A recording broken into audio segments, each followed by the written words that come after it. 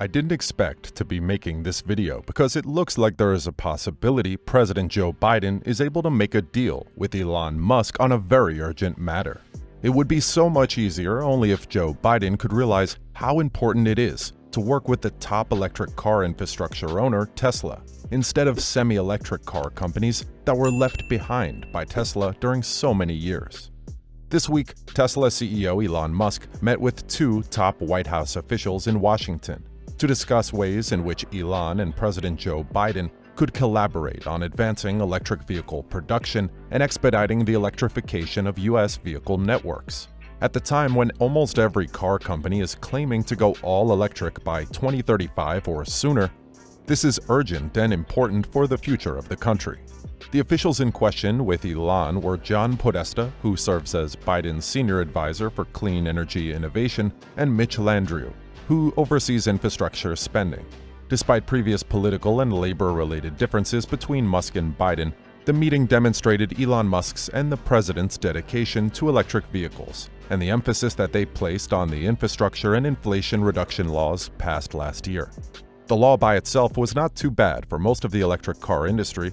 However, the benefit of that law made it very hard for major EV makers like Tesla to advance even further. You can judge if it is good or bad. But while the meeting took place, Musk did not have a personal meeting with Biden.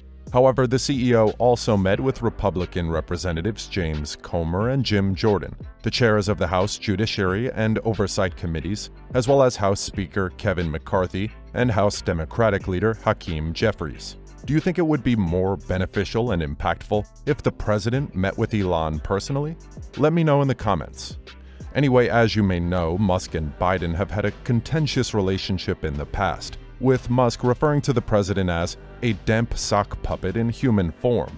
Last year, after Biden highlighted EV production by GM and Ford in a tweet but left out Tesla.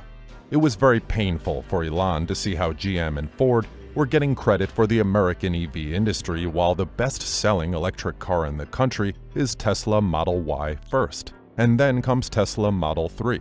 It just didn't make any sense.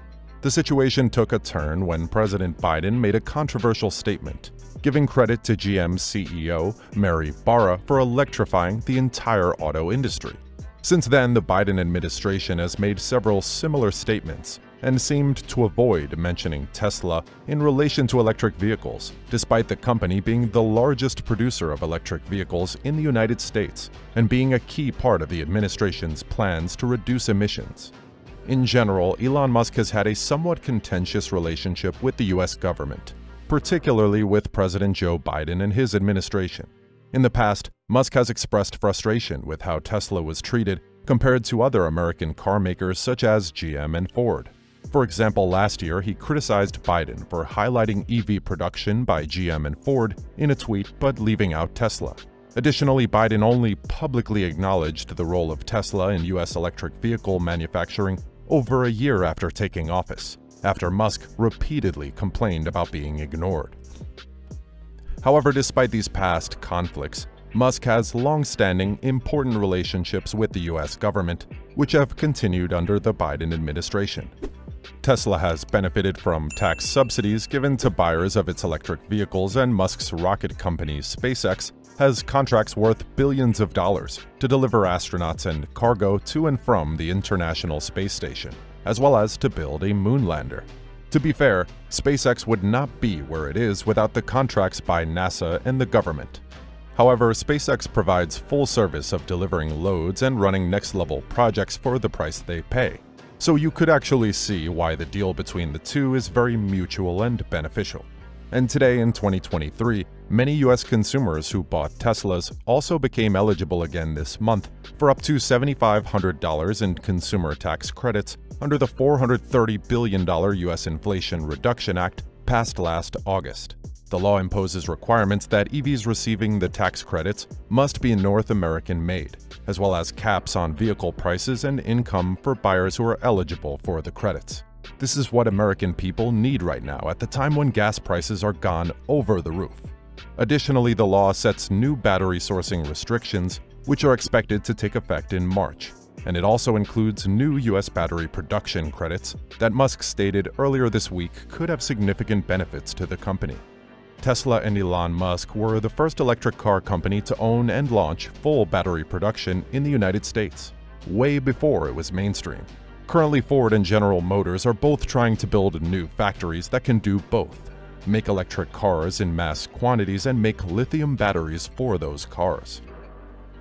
It is worth noting that General Motors is reportedly planning to transition from using pouch cells to round cells in future electric vehicle models.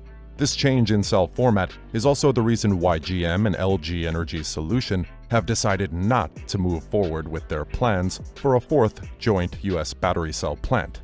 According to other media reports, GM is not the only automaker making this change, as BMW has also confirmed that it will be using round cells in its new class electric cars starting in 2025, with a uniform diameter of 46 mm and 2 different heights. Other car manufacturers such as Volvo and Stellantis are also said to be considering using this type of battery. Tesla recently made it public that it is now able to equip around 1,000 vehicles per week with its new 4680 battery cells. The company is using these 4680 round cells in the Model Y, which is being built at the Giga Texas factory.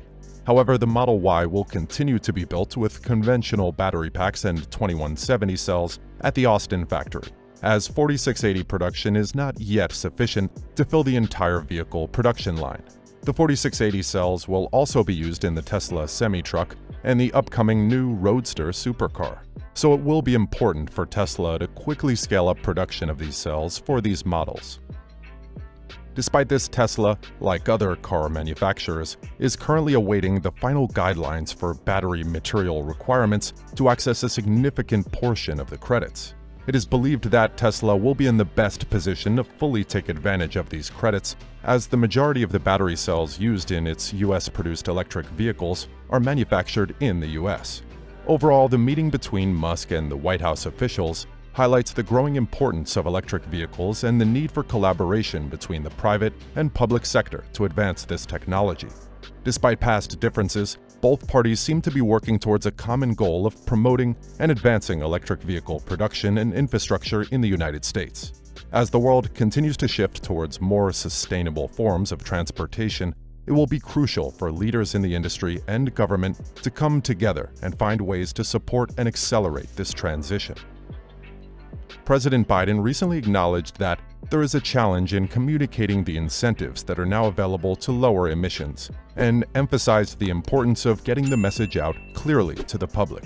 Despite polling indicating that Americans generally support efforts to address climate change, there is a lack of awareness among the public about the specifics of the Inflation Reduction Act, which includes significant financial incentives for reducing emissions.